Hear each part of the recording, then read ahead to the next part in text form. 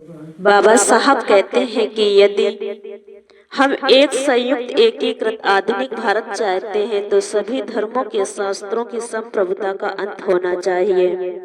बाबा साहब का ये संदेश एक बहुत गहरी बात समझाता है।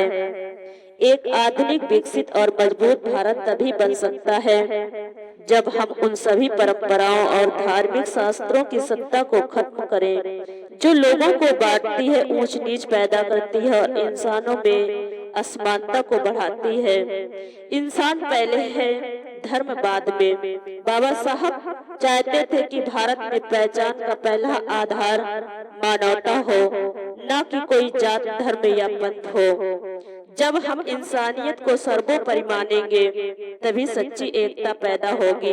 भेदभाव पैदा करने वाले नियम खत्म हो गए। पुराने शास्त्र ऐसे हैं जो नियमों को बढ़ावा देते हैं, जो लोगों में ऊंच नीच का विभाजन पैदा करते हैं।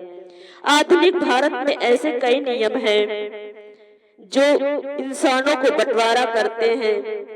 सोच में स्वतंत्रता जरूरी है। तभी तो बाबा साहब ने नई पीढ़ी के लिए संदेश दिया है कि ज्ञान, वैज्ञानिक सोच और समानता के मार्ग पर चलो।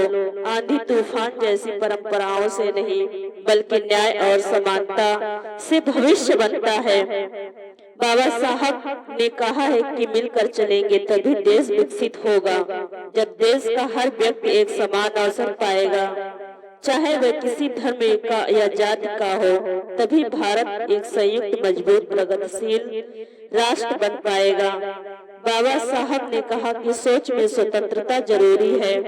अगर हर व्यक्ति पुराने धार्मिक बंधनों में जकड़ा रहेगा तो वह आगे नहीं बढ़ पाएगा। बाबा साहब ने कहा कि सोच की स्वतंत्रता आधुनिक भारत की असली ताकत